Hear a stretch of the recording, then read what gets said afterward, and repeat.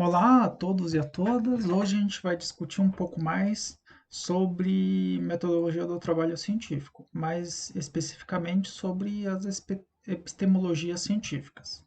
É, então, uma das primeiras epistemologias que a gente vai estudar é o positivismo lógico, né? Uma das questões interessantes dessa visão epistemológica é que ela pensa a partir de fatos, né? Em que sentido que a gente pode falar isso? Nós temos teorias e nós temos os fenômenos e os dados. Elas se preocupam muito dessa relação entre como que a teoria consegue se relacionar com os dados. Isso a gente vai ver mais para frente no exemplo que eu vou dar aqui.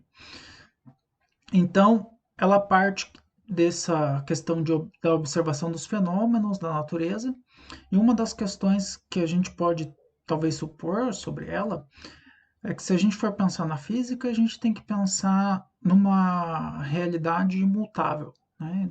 Então, a pesquisa científica faz com que a ciência se aproxime dessa realidade que ela tem que ser imutável, caso ela não, caso ela seja mutável, a realidade que a gente está tentando alcançar através da ciência, a gente nunca conseguiria, né, nos aproximar a alguma coisa meramente real sobre aquilo, né? Já que a realidade ia ser sempre mutável. Então, uma das questões que a gente pode pensar acerca desse positivismo lógico é a sua relação com a realidade. Uma outra questão que a gente pode ver também sobre ele é que ele pensa com que toda teoria eu tenho que conseguir prever algum tipo de experimento ou alguma forma de coleta de dados que eu possa falsear aquela proposição científica, então, ou aquele enunciado científico. O que não significa que eu precise fazer o experimento para comprovar que aquilo é verdadeiro. Não é esse o caso. O caso que eu preciso ter, eu preciso imaginar um experimento, porque ele não precisa existir no momento da construção da teoria, não precisa existir esse experimento, mas eu tenho que conseguir imaginar esse experimento. E, posteriormente, esse experimento pode ser feito. Então, essa é uma das questões. Então, se a gente for pensar como que se movimenta a teoria dentro dessa epistemologia, ela funciona através dessa relação entre método indutivo e dedutivo. O método indutivo ele parte basicamente dos fatos e do fenômeno. Ele parte desse fato e desse fenômeno para se tentar chegar em algumas conclusões gerais. E o método dedutivo ele já parte da teoria e tenta fazer correlações dessa teoria com os fenômenos e tenta buscar outras articulações, por exemplo, outros fenômenos que não tinham sido observados ainda, mas que a teoria prevê. Talvez um dos exemplos mais claros disso seja um pouco do desenvolvimento da quântica ali no início dos anos de 1900. Então, se a gente for pegar o problema que estava tendo entre a teoria e entre os dados coletados, né? A teoria ela produzia uma interpretação do fenômeno que levava a uma coisa que não cabia nos dados. Os dados eram muito diferentes do que as teorias estavam propondo, né? Chegou aí o tio Planck, e uma das questões que ele colocou, uma das interpretações que ele colocou para esse fenômeno, por isso que eu estou partindo dessa questão, né? Desse fenômeno específico da radiação de corpo negro. Então, a teoria clássica não estava conseguindo dar conta dos dados experimentais sobre esse fenômeno. Planck, estudando esse fenômeno específico da radiação de corpo negro, propôs algumas mudanças na interpretação desse fenômeno. Então, a mudança que ele trouxe ali foi a ideia de quanta, que os átomos eles só absorviam e emitiam radiações específicas. Então, essa nova questão que foi trazida para esse fenômeno, posteriormente, né, conseguiu se chegar a uma teoria, por exemplo, como a teoria quântica, como a proposição de Schrödinger. Ok, né? A gente saiu do fato, de alguns outros fatos que levaram a essa questão em consideração dos quanta. Esse conjunto de fatos conseguiu, de alguma forma, se produzir uma teoria que se relaciona com aqueles fatos anteriores e que levam premissas semelhantes, né, sobre o funcionamento. Só que essa teoria em si, agora eu consigo com ela chegar em outros fenômenos que eu não tinha observado anteriormente. Então, essa relação entre método indutivo e dedutivo, que funciona principalmente nas ciências da natureza. Muitas vezes esses fatos isolados, que têm relação com alguma possível quebra de paradigma ou com algum problema na teoria que se está usando no momento para tentar explicar aquele fenômeno, chega-se a algumas formas de interpretação sobre aquele fenômeno nova que podem produzir uma nova teoria. E a partir dessa nova teoria, com um método dedutivo, eu chego a outros fenômenos, né? E assim por diante. Se a gente for pensar no positivismo lógico, então essa seria a forma de pensar, né, da comunidade científica, de realizar os experimentos e atividade teórica. Então, uma outra forma de pensar, né, é a forma estruturalista. Aqui, talvez a gente tenha mais relação com as ciências sociais. Então, uma das questões importantes que se colocou aqui é esse conceito de ideologia. Aqui a gente não está falando de esquerda ou direita, que talvez seja a forma que vocês mais comumente usam essa palavra. Ela tem mais relação com o homem não existir sem ideologia, que nada mais é do que essa apropriação histórica do ambiente onde a gente vive, né? Que sentido que eu posso colocar isso, né? Se a gente for pensar, por exemplo, se a gente tivesse nascido há uns 300, 400 anos atrás, na Idade Média, por exemplo, a nossa relação com a religião ia ser muito diferente da relação que nós temos hoje, por exemplo, né? Então, essa ideologia tem a ver com essa forma de pensar, que ela é inconsciente, que a gente muitas vezes não tem consciência dessa estrutura de pensamento, né? Ok. Então, uma das questões fundamentais do estruturalismo é que existe um conjunto de leis que regem essa sociedade. Que regem a sociedade, desculpe. Esse conjunto ele é mais ou menos estável e invariante, e ele tem relação com essa forma de pensar inconsciente que a gente tem, que nós teríamos, né? Então, o que é importante nesse tipo de pesquisa é verificar a relação entre os elementos. É importante se verificar a estrutura.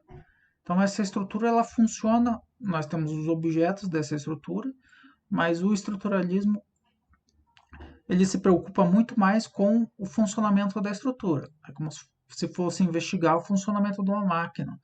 A gente se preocupa muito mais com as engrenagens ali, como que elas movimentam as peças. Inclusive, as duas principais formas de argumentação estruturalistas são a mecanicista, que são essa forma de mais ou menos essa forma de engrenagem, como uma peça se movimenta em relação à outra e mudam as relações entre as peças, né? Vejam aqui que a questão da história das peças em si, ela fica um pouco deixada de lado, né? Nessa epistemologia estruturalista. E outra visão também é a visão estatística, que ela tem essa relação de como uma peça se relaciona com a outra. Se a gente for pensar, por exemplo, no início da investigação sobre o fracasso.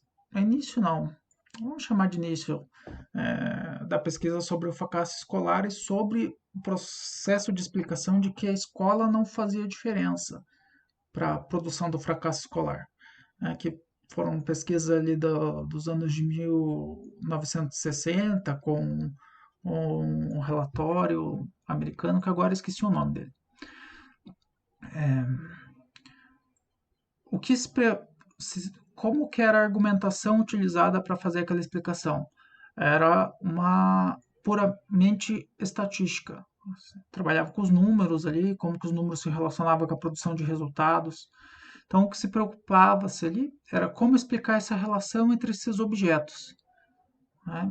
A dinheiro investido na escola, a formação dos professores, como que isso se relacionava para produzir um resultado bom ou ruim para os alunos. Então, essa seria a ideia da estatística nesse caso. E veja que essa visão estruturalista ela é complexa, porque se a gente for olhar, muitas pessoas ainda pensam assim, e isso traz um problema, pois ela não leva em consideração a história de determinados objetos específicos, como a gente vai ver no materialismo dialético, que não é tão simples assim, de se fazer essas grandes sínteses e explicar tudo por uma questão mecanicista, explicar o quadro geral. Então, nossa última epistemologia é o materialismo dialético, né?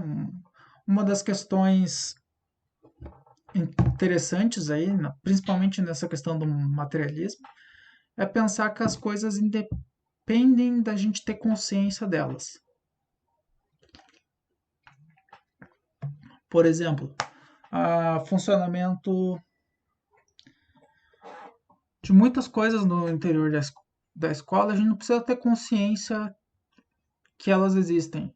A gente, inclusive, age sem ter essa consciência. A gente não precisa ter consciência o tempo inteiro das coisas, né? Essa é uma das questões importantes. É uma questão mais materialista mesmo, no sentido de coisas palpáveis. Uma árvore, por exemplo, ela existe sem a gente precisar ter consciência dela. Uma das questões importantes aqui é que a história ela tem um maior peso na hora que a gente vai olhar os objetos que a gente está investigando. Então, algumas categorias que é preciso se pensar quando a gente está trabalhando com uma epistemologia materialista dialética. Algumas relações, né? A relação entre o individual e o geral.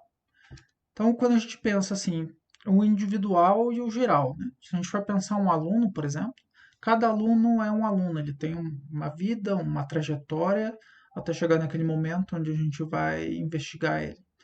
Mas essa história ela tem alguma correlação com as histórias de indivíduos que têm trajetórias semelhantes com a dele. E quando eu falo semelhantes, tem relação com aqueles dados que a gente levantaria, por exemplo, se a gente fizesse uma pesquisa ou positivista ou estruturalista sobre esse problema.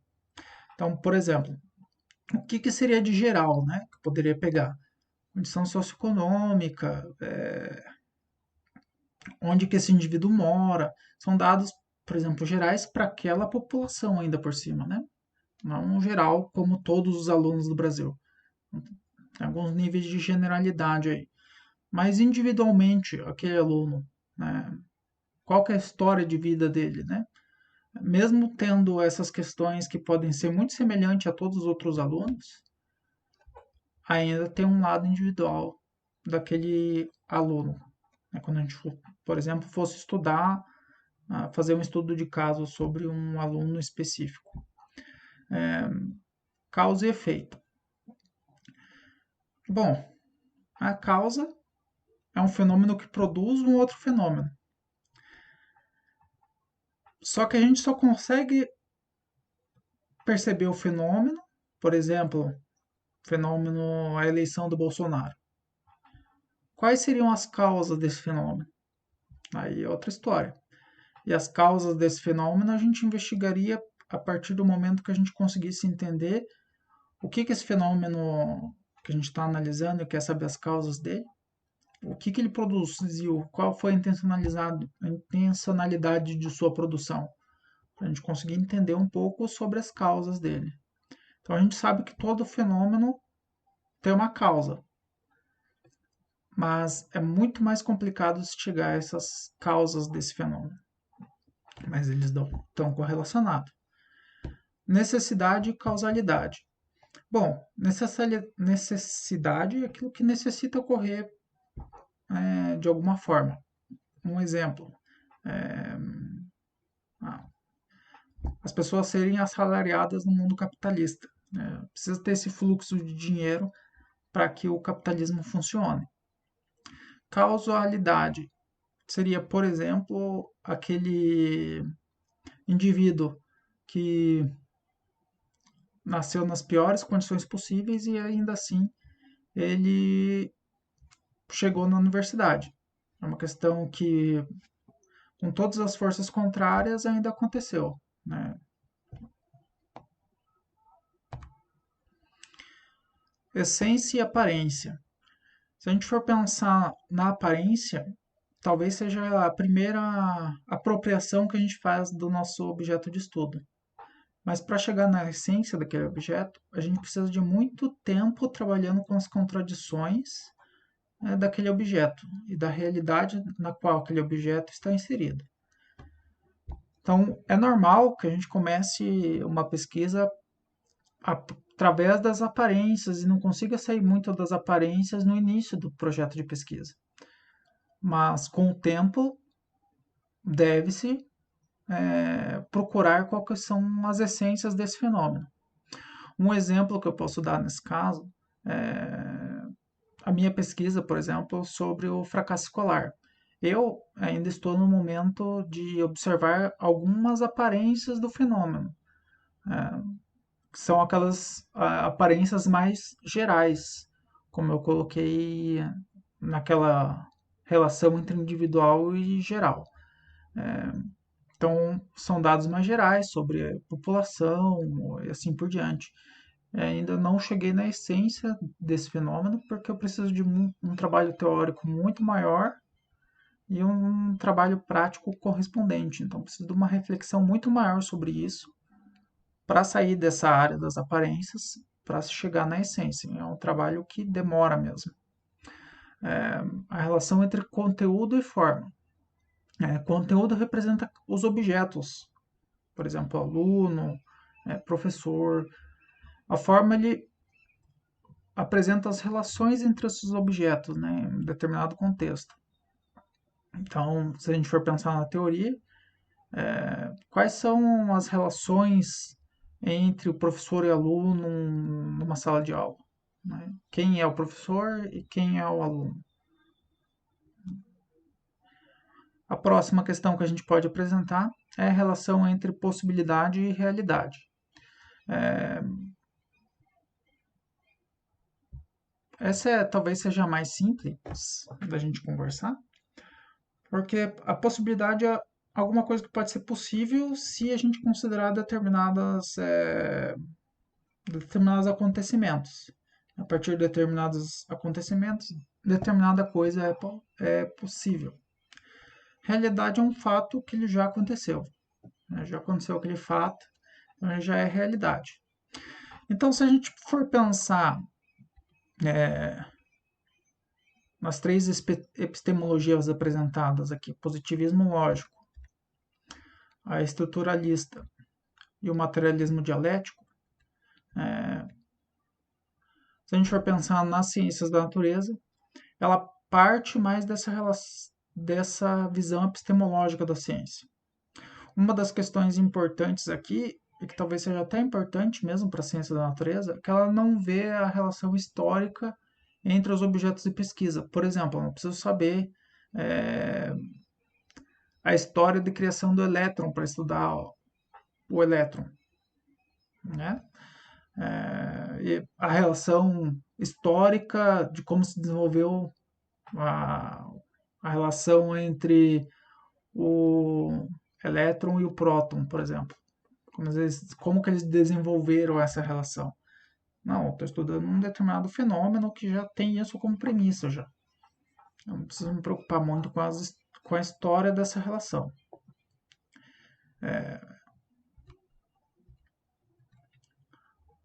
a metodologia dessa epistemologia é essa relação indutiva e dedutiva, que ela não é muito clara, no sentido de que tem uma escala temporal de onde uma predomina e a outra começa a valer. Elas ocorrem em conjunto, né, no movimento histórico do desenvolvimento científico, nas mudanças das teorias, mas elas acontecem basicamente nessa relação do exemplo que eu tinha colocado para vocês. Normalmente acontece um problema teórico que ele não, os dados não estão se encontrando, algumas proposições são feitas e elas são feitas também em outros experimentos, talvez utilizando aquelas mesmas proposições, e essas ideias que estão circulando o meio científico, em algum momento, é, por algum motivo, algum indivíduo consegue agregar aquilo numa teoria. Isso é uma das formas que acontece isso. E essa teoria, depois de criada, ela pode trazer outros fenômenos que ainda não tinham sido investigados ou nem percebidos anteriormente. O estruturalismo ele tem essa visão mais fisicista das ciências sociais, né? Quando eu falo fisicista, ele tem bem nesse sentido de que as regras de funcionamento da sociedade elas se parecem muito com regras físicas, no sentido de elas serem imutáveis, da, das correlações serem invariantes, de eu não precisar me preocupar com a história daquelas relações ou daqueles objetos. Então, ela é muito parecida com positivismo lógico. Materialismo dialético talvez seja o que nós utilizamos hoje em ciências sociais.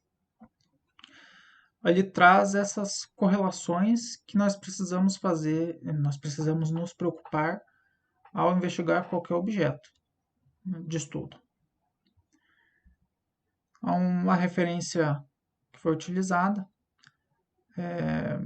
Obrigado a todas e até a próxima aula.